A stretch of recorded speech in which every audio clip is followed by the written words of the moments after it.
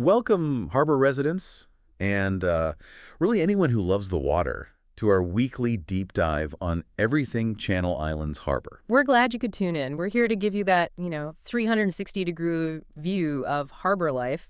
We'll be looking back at what just happened and looking forward to what's coming up. That's right. We've got the rundown on all the things that made waves over the past week or so. We'll cover the highlights, maybe some results from events, and definitely any important news you might have missed. And once we're caught up on all that, we'll shift gears, look ahead at the next 7 days.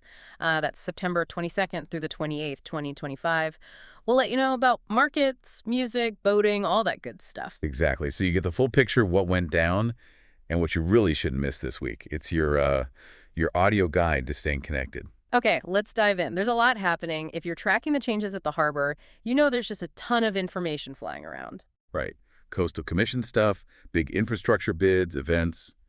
It can be, well, hard to keep track of what's a major policy shift versus what's happening this weekend. And that's where we try to help. We've looked at the key documents, the meeting notes, all the source material to give you that clear picture. Pivotal decisions recently made, and like I said, what you can actually do this week, Sep 22nd to the 28th. Yeah, our goal is really to capture this aggressive new chapter for the harbor.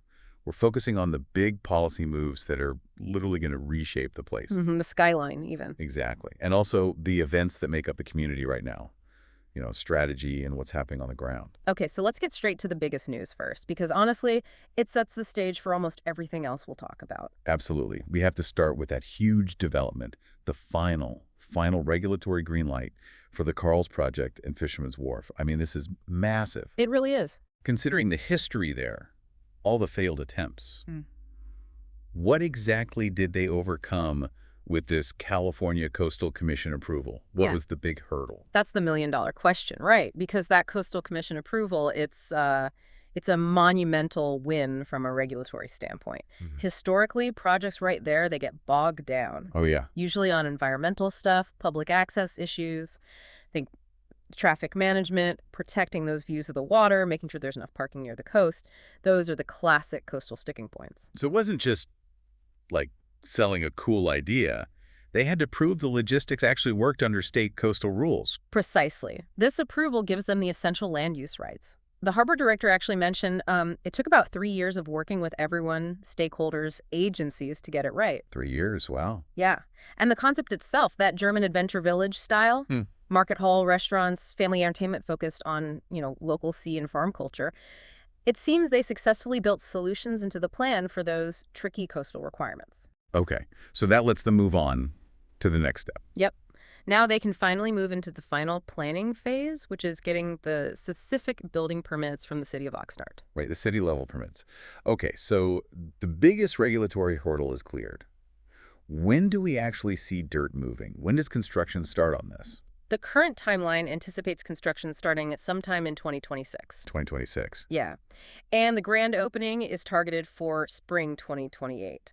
So it's definitely a patient, long-term thing, but the path is fully cleared now. Okay, 2028 opening. Patience is key. You know, these big projects, they need public confidence.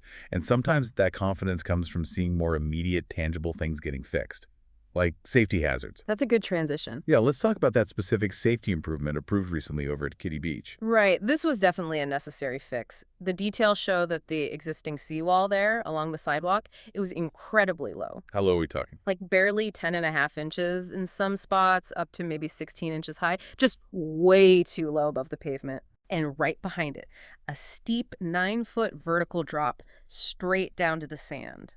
So yeah, it was a recognized pretty significant fall hazard. A 9-foot drop. Yeah, that sounds genuinely dangerous, especially with kids and families around that area all the time. The fix is a guardrail, right? But people always worry, will a new metal fence block the view? That's always the concern, isn't it? And the designers definitely had to tackle that. The approved solution is about 216 feet of a new metal guardrail, 38 inches high.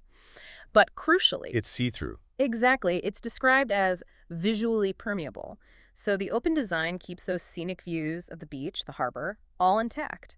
Keeping those views was vital because the whole thing had to fit within the existing sidewalk footprint and follow the rules in the certified PWP, the Public Works Plan.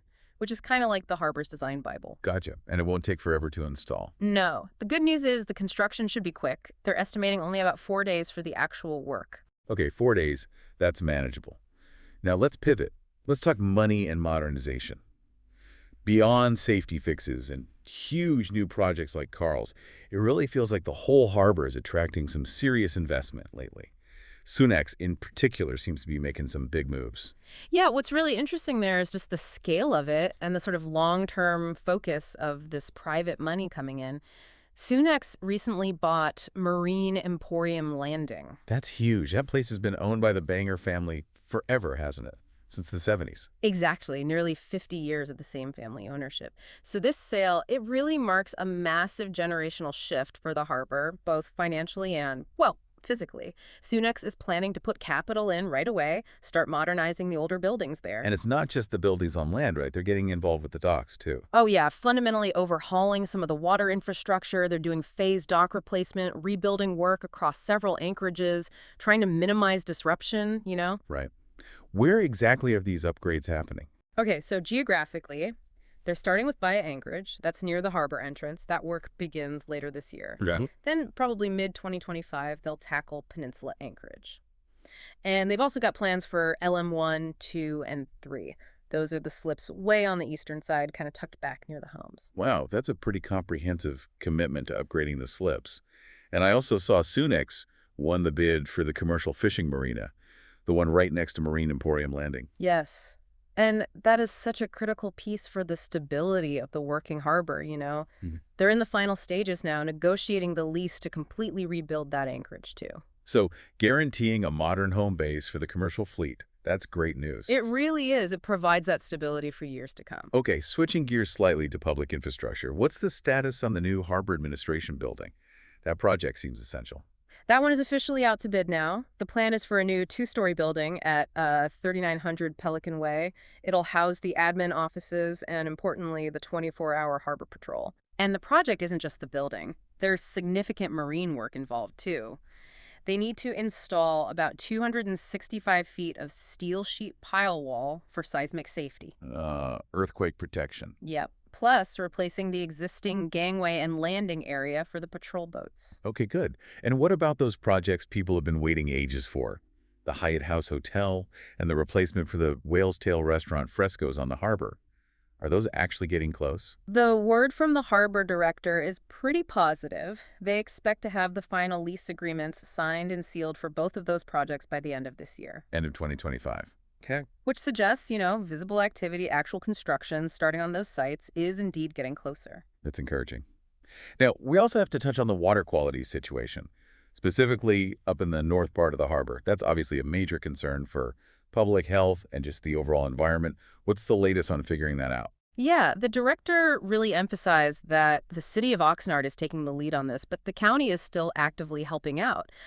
Professor David Caron from USC used a good analogy, saying they're still in the diagnosis stage. Diagnosis stage, meaning? Meaning they know there's a problem. It's likely tied to too many nutrients, maybe poor water circulation, but they haven't pinpointed the exact cause or the specific source yet. So gather more data before jumping to a solution. Makes sense. Exactly. The Arga County, for instance, is helping by buying new sensors. These will track things like nutrient levels and water temperature in real time, continuously. Better data. Right.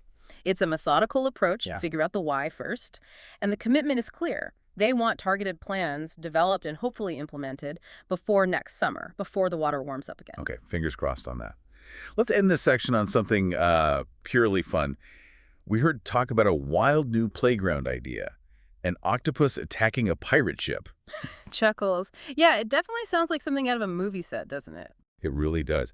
Is this going to be some amazing immersive thing or just, some themed plastic? Well, the description suggests they're taking family fun pretty seriously. It's designed to be completely climbable, good for all ages, and it's planned for Harborview Park. Ah, where the concerts moved. Right, because of better parking and being closer to Hollywood Beach and the Peninsula homes. So, along with a new permanent stage they're planning there too, this playground really aims to shift that family entertainment focus right into the heart of where the community lives. An octopus playground and a permanent stage. Interesting combination.